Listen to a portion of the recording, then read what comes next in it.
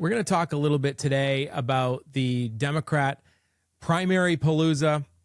But first off, if you haven't yet, please subscribe to our YouTube, follow our TikTok, follow our Instagram. You can see all kinds of great clips from the shows, from past shows, and I think you'll really enjoy the content. So don't forget to subscribe to our YouTube channel. All of us here at the show would greatly appreciate it. Graham Platner jumped on the scene as a working man's Democrat, authentic, the kind of person that the recent focus groups from the Democrat Party are really looking for. A man's man, a guy who works on the oceans, works with his hands for a living. They might have finally got the picture with a guy like Graham Platner. He was the oysterman from the ocean who was supposed to represent real people. And I have to tell you, I've been in politics for a long time, and I've never quite seen a rollout quite like this. On Labor Day, Graham Platner got a visit from Bernie Sanders and former Senate President Troy Jackson, where they filled the Cumberland County Civic Center for the Fight Oligarchy rally, where progressive socialist Bernie Sanders endorsed Graham Platner's campaign. This has been one of the biggest and most successful launches of any politician that I can remember, certainly in Maine, but really nationwide. And as we have seen, he has caught the attention of the national media. That doesn't often happen in Maine. In fact, Condé Nast, who is a massive media publishing juggernaut based out of New York City, has certainly been taking Graham Platner on the rounds. Why don't we go ahead and play clip A? They're calling Graham Platner the Zohran Mamdani of Maine. Platner's campaign launch video in August went super viral. Since then, he's raised over $4 million. He has 9,000 volunteers in Maine. But central to his campaign is that he's an oysterman. I went out on his oyster boat to interview him, see what's up, and yes, also I want to taste the oysters. Platner told me that working as an oysterman informs his politics on everything from climate change. As somebody that works on the sea, the health of the ocean is the basis of my way of life. To foodways. He says working on the sea has even informed the way he'll try to bridge the gap with conservatives in Congress. Out here on the water, everybody's got a whole bunch of different political opinions. But if someone's in trouble, everybody shows up. And I think for me, that gives me a hell of a lot of hope. Now he's running on a broad, economically populist agenda. And it's clear that, much like his oystering practice, Platner's politics are locally minded and completely community-driven. Unless you work on the ocean, it is hard to comprehend what it is we do out here. I don't know if it colored my politics or I've just... Okay, I think that's enough of that. I can't think of a Maine politician that has had a national magazine, let alone a food magazine, which Maine is incredibly well known for their food scene, come and do paid, basically free earned media for a completely unknown candidate like Graham Platner. This guy is absolutely somebody that the left is trying to prop out. But history catches up to all of us, everyone, because this lasted for approximately 2 months. And then the shine wore off. But I have to tell you, even talking to my wife and other people that I'm close with, you could tell that something was a little bit off with this guy. You could tell almost immediately that somebody with that much anger in their voice, somebody that will spew that much vitriol. I mean, for God's sake, he attacked a woman who asked him about the funding of illegal immigrant health care. He attacked him and called her brainwashed. Anybody who will come at a citizen like that, there's just something that doesn't feel right, and that anger probably translated into something or somewhere else. We learned in the past week, starting of last Wednesday, that he has said some pretty crazy things online, pretty horrible things. We can read through a couple of them here. He called all police bastards, said that rural white Mainers were racist and stupid. Small comment on that. Maine is the whitest state in the nation, and we're also one of the most rural states in the nation. And this guy wants to be the United States Senator for those people while calling them racist and stupid.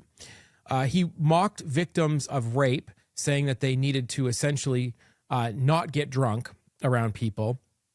He even called himself an avowed communist. Now, I understand that for many, people are going to have to get used to, especially millennial candidates, having their past exposed. And I think you're going to get to really learn who people are, because as a millennial, your entire history is on the internet. Facebook started in 2005, and most of us have been on the internet posting stuff that we probably wish that we didn't post for a long time. And that's going to happen more and more as time goes on.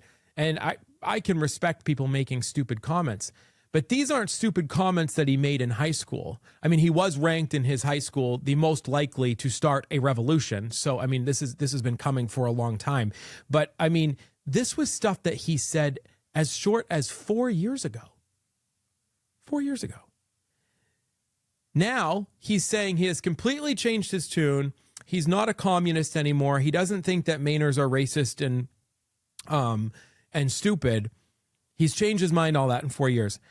I have a news flash for Graham Platner. The Senate term is 6 years.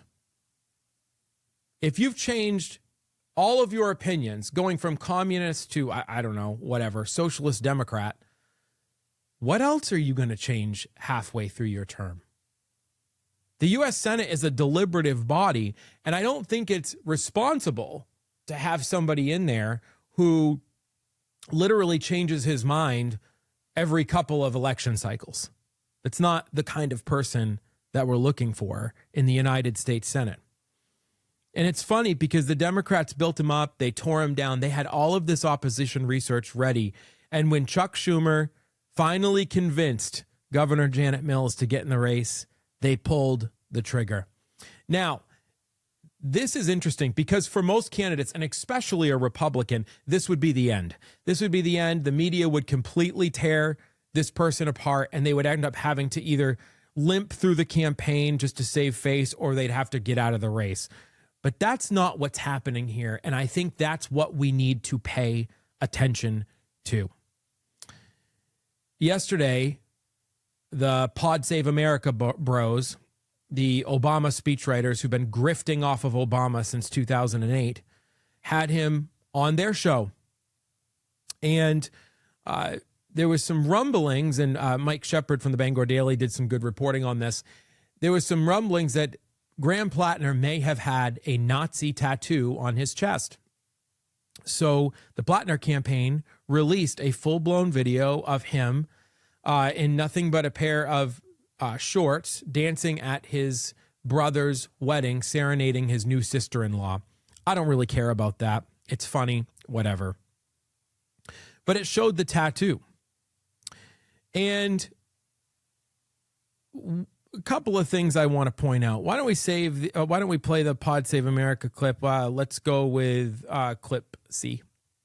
And the reason we are showing this video is because at the very end, you can see a tattoo on your chest. And I've been told that some of your political opponents are telling reporters that that tattoo has a Nazi affiliation. And I would like to know, is that accurate? Are you a secret Nazi?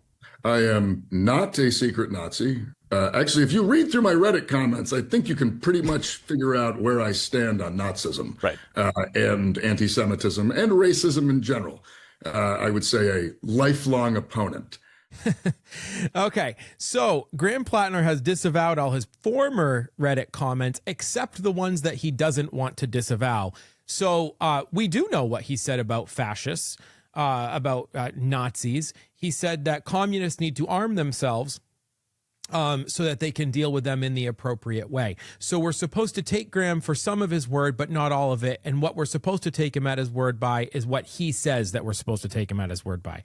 That's one thing that I find very interesting, because he disavowed and then reavowed his comments all in the course of a week. But that's not what I think is interesting here. What's interesting is that he is releasing his own negatives. he's driving into the narrative that he has a past. He's driving into it. He actually even retweeted Ted Cruz, and in his announcement videos, he takes a dig at Ted Cruz. He retweeted Ted Cruz when he was questioning Graham's ability to lead, and he said, at least one of us is an asshole, and he was referring to Ted Cruz. He's diving into it. He's diving into the negative rhetoric about himself. He's inoculating himself to it. Can he survive this? Maybe. He's got money. He's got a following. He's got thousands of volunteers that haven't seemed to leave him. And what we are setting up for is a battle for the soul of the Democrat Party. Janet Mills, the establishment candidate, Graham Platner, the populist Democrat candidate, even a self-described communist who insulted way more than half of the state. We're going to have a battle about who Democrats are going to nominate. And if any of our recent history points to what they're willing to do, they are willing to go with the populist communist wing of the party. That's not progressivism. That is very dangerous power politics. And I think what happens with Graham Platner from here is going to be interesting. This is not a person who is an out of nowhere. I just served on the zoning board for the town of Sullivan. This is a guy who has a revolutionary history with wealthy parents. You know, continuing on the Bon Appetit Condé Nast media tour of Free Earned Media, GQ, Gentleman's Quarterly, put up an article about Graham Platner. I'll read a little bit of it. He does not hail from a line of oyster farmers. His father, Bronson Platner, is a prominent local attorney who ran an unsuccessful campaign for city council in Ellsworth, and his mother is a popular restaurateur. Platner's grandfather, Warren, was a leading modernist architect who designed interiors for the Ford Foundation and most famously the Windows on the World, the restaurant that sat atop of the former World Trade Center. This is not an upstart politician. This is someone that has been groomed for the revolution and appointed by the supposed one leading it in Bernie Sanders. This is a very dangerous candidate. It's someone who the Democrats are going to proudly promote should he make it to the general election. And I think it is going to show a lot about where the Democrat Party is now. The Democrat primary Palooza doesn't stop there. We can go to CD2. Jared Golden, one of the very few Democrat congressmen who was elected in a Trump district in 2024, is not far left enough for the Democrats. We saw a new primary challenger in Matt Dunlap. This is not Matt Dunlap's first run for office. He ran in the primary in 2012 to replace former Senator Olympia Snow. He served as Secretary of State, and he's also served as the state auditor. I know Matt Dunlap. Matt Dunlap was always one of the guys that you could go to on the left that you could always get something done with. Inland fisheries and wildlife. He was a very pragmatic Democrat, but now he's going to try to outflank Jared Golden from the left. So let's take a look at what his announcement video was. Let's play clip B.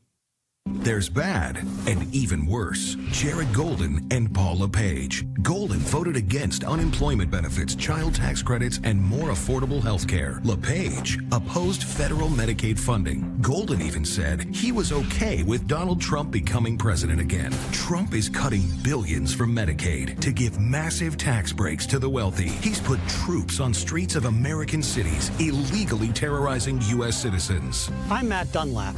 I'm not okay with Donald Trump as president. That's why I'm running for Congress. I've stopped Trump before.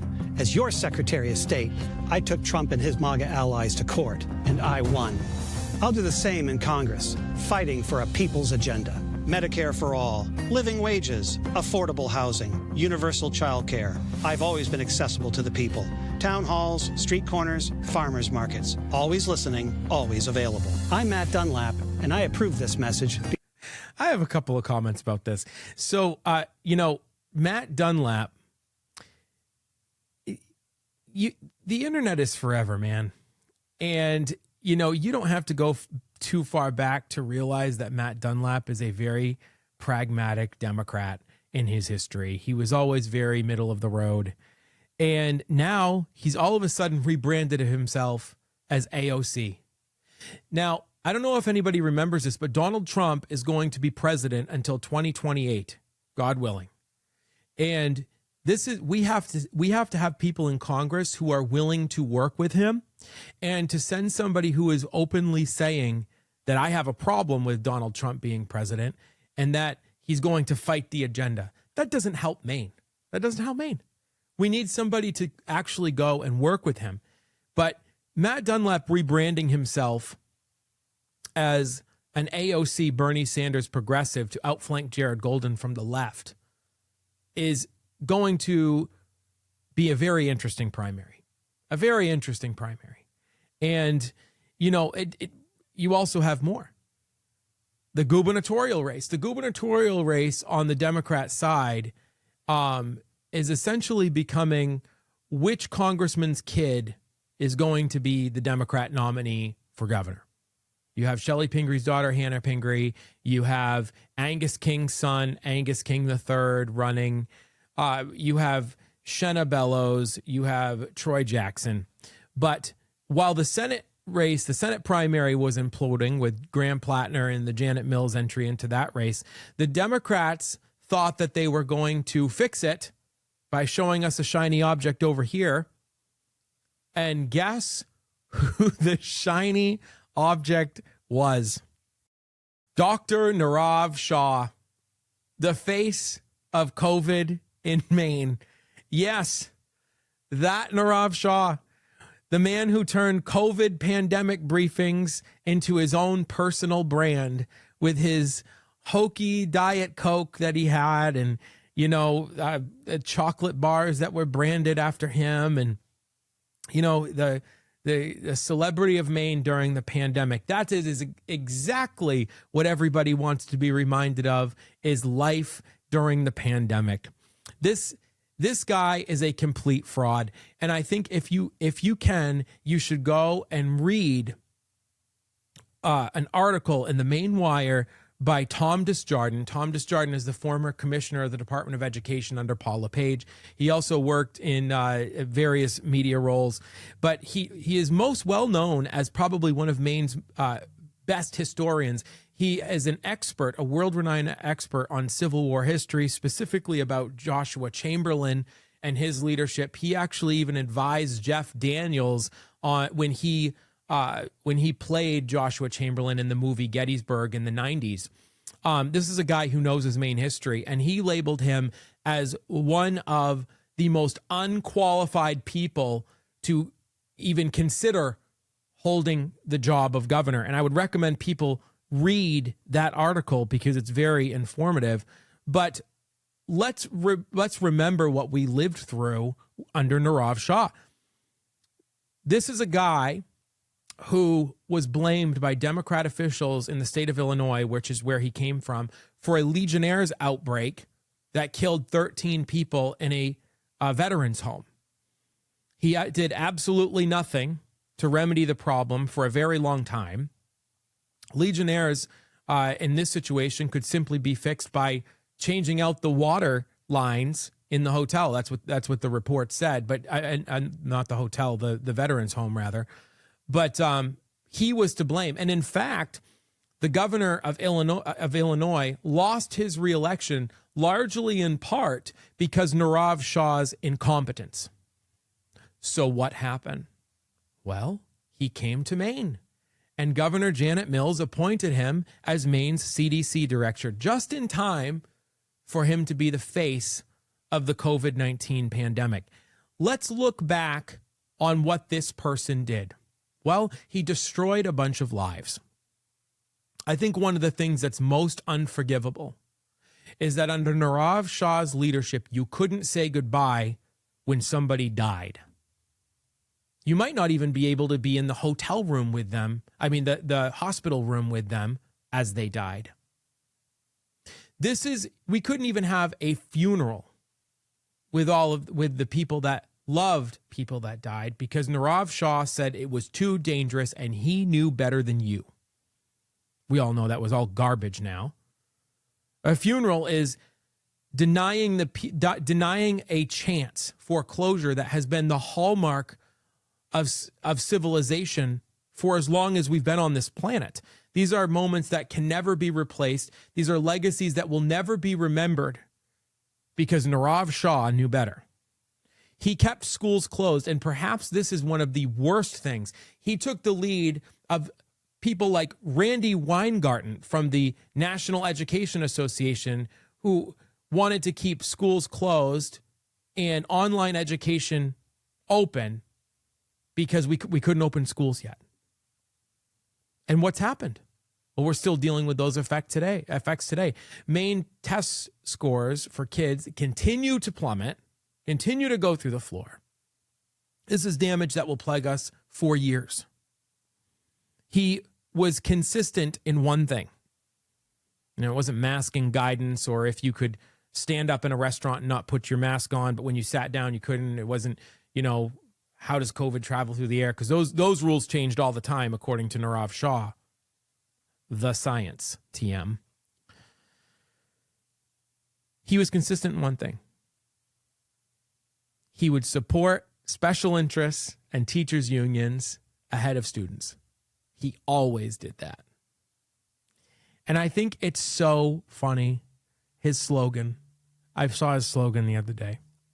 Honor what works and fix what doesn't. It couldn't be more ironic. Nirav Shah's history is that he never honors what works. He breaks everything and then moves on. The only thing that's different this time is he lived in Maine for 3 years and has decided now that he's going to be our governor because he knows what's best. Shenna Bellows shouldn't be ignored in all of this either. Shenna Bellows is the self-proclaimed defender of democracy. Take a look at this. It's one of my favorite shots. Shenna Bellows still has not answered for the 250 absentee ballots that were found in somebody's Amazon package in Newburgh, Maine. However, she does not ever... She's always got a press conference. She's always got something to say. Except in this circumstance, she gave a very scripted press conference where she would only answer certain questions. Let's play clip D. What information leads you to believe that this wasn't an accidental mix-up with the shipping? So is there any other question from any other member? Can you speak to the perception that the public might have of the false investigation? Is there a question from... Oh, that's a clip from the Maine Wire from Steve Robinson trying to ask Shenna Bellows a question and that she would not answer it because she didn't answer to bloggers or legislators on this matter. Funny because Shenna Bellows is only in office because she was elected by the legislature. You have somebody like Shenna who, I'm not saying that she is fully responsible. I don't think that Shenna Bellows was at the USPS like shoving boxes of ballots into random people's stuff. I don't think that was that. I don't think that was the case. But when you have somebody who never fails to remind us that Maine elections are safe and secure. She actually said it, I think, 9 times in that press conference that Maine elections were safe and secure. And she's a defender of democracy and all of the other things that she likes to say about herself. When she says all of that and she does not take responsibility for 250 ballots just randomly showing up at people's houses, that is a problem. This is the person who is going to run the 2026 elections. She's going to run them, and she's also going to be part of them. This isn't just incompetence on her part. It is full-blown arrogance, knowing that she can get away with it.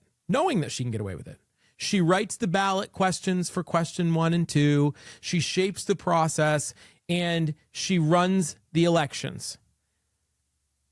Now, I've been in public affairs for a long time. I've also been in elected office for a long time. Now, while something may be true, I don't think that Shenna Bellows intentionally put those ballots in the mail.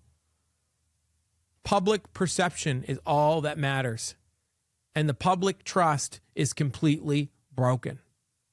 Shenna Bellows is a leading candidate for the Democrat nomination for governor of the state of Maine. It's a huge problem. What does all of this mean? All of these examples that I've talked about today, what does this mean? Democrats are having a primary extravaganza. It means that we're entering an election season defined by chaos and ego on the Democrat side. Candidates are choosing clicks instead of convictions, as we've seen in Graham Platner and Nirav Shah. They're pretending to be something that they're not. They're running not to serve, but to put on a performance. And in the case of Shenna Bellows, she's a character in the own play that is in an election that she's going to be governing. The Democrats have a massive platform for themselves that they are going to spend hundreds of millions of dollars promoting during the primary season. But what does this mean for conservatives? What does this mean for Republicans? It means that we have a golden opportunity. There is a true opportunity to win it all if we're smart about it.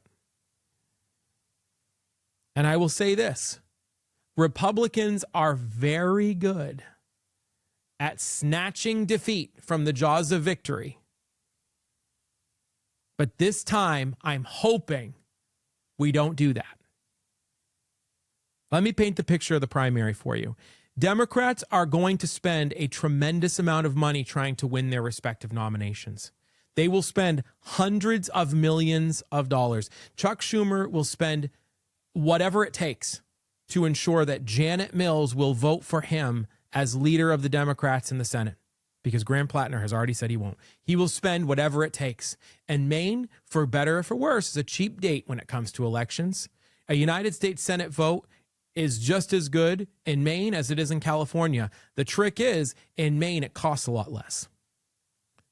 You're going to see the other two campaigns, CD2 and the gubernatorial primary for the Democrats, also spend tens of millions of dollars. We've already seen what very expensive races look like in Maine. In 2020, when Susan Collins ran against Sarah Gideon, there was no advertising left to buy in that race.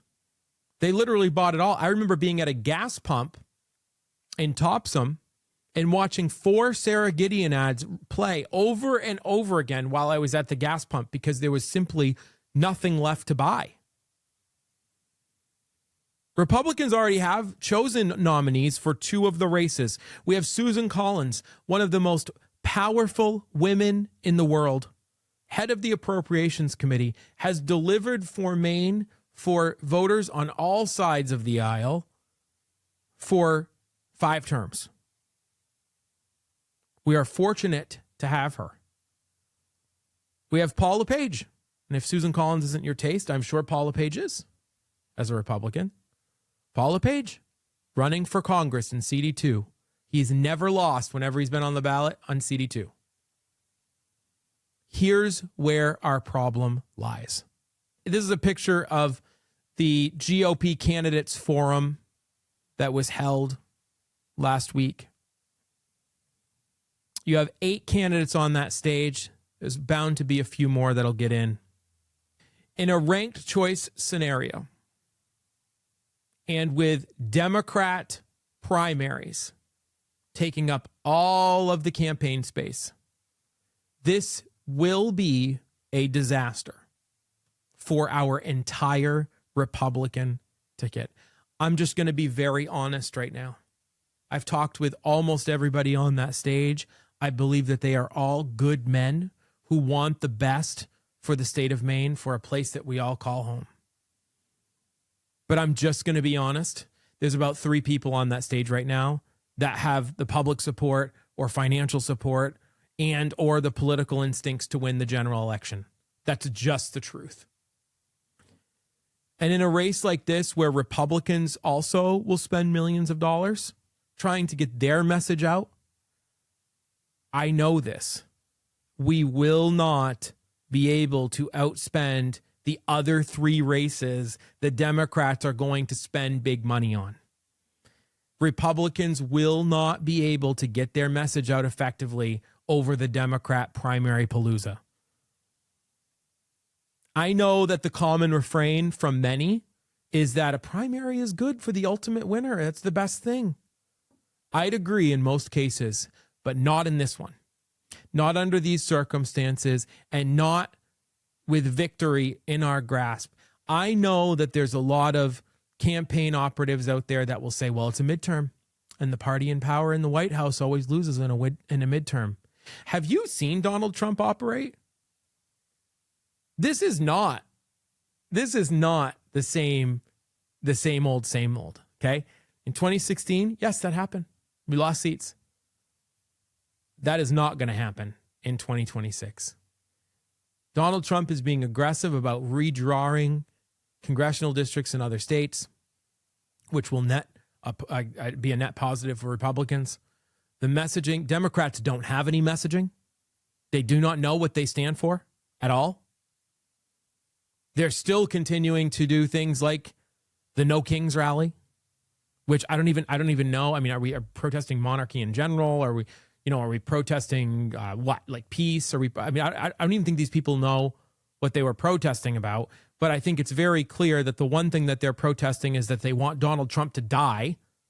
And if you don't believe me, you can just look at this clip. Why don't we show clip E? So this is your birthday. So you came out on your birthday. You thought it was Maine, important. Tell me why. Absolutely, because I have 2 little boys who deserve a bright future of freedom and democracy. And can we pause that? This is a nightmare. This is somebody who has literally been brainwashed by the left that she is in tears over Trump. Insane. Continue. This is a nightmare that I'm living in, and I'm here to make a difference and to be loud and proud. And there's no other way I'd want to celebrate my birthday than with my parents and my best friend fighting for our country. So for a birthday present, what do you hope happens? You wake up tomorrow morning. I hope that I see the obituary that we're all waiting for tomorrow. That's what I hope for. Yeah. Unbelievable. You wishing that President Trump is dead? Yes, absolutely. Okay. Absolutely. Wishing death on your political opponents. I actually do feel bad for this woman. I really do, because I think that she has been completely brainwashed by the left. I feel bad for her because she's wishing death on the president of the United States. That's the message from the Democrats. That's what's getting out there. We have a tremendous opportunity to win these elections. And I will tell you, if we end up with 10 people on a ballot spending millions of dollars in the gubernatorial campaign, we will put everything at risk. We have to have a unified and concise Republican primary. The gubernatorial candidate will be responsible for driving out the vote for conservatives. It won't be Susan Collins and it won't be Paula Page. The gubernatorial candidate has to drive out the vote for Republicans. And if we go into it this way, we put everything at risk. Everything. Let's be honest. I know it's an open seat. I know there's a lot of people that want to be governor. Who has the best shot? For the sake of the state and the conservative movement in Maine, the gubernatorial field on the Republican side must narrow. The future depends on it. And I'll say this overall, even to the people who might not be conservative that are listening to this now. If there has ever been a time in history and in Maine politics to pay attention, it's right now. Vet your candidates, read their history, watch what they do. Don't listen to everything that they say. Take everything with a grain of salt. Politics should not be theater. It should be truth. Right now, Maine does not need any more actors, but we do need a lot more adults.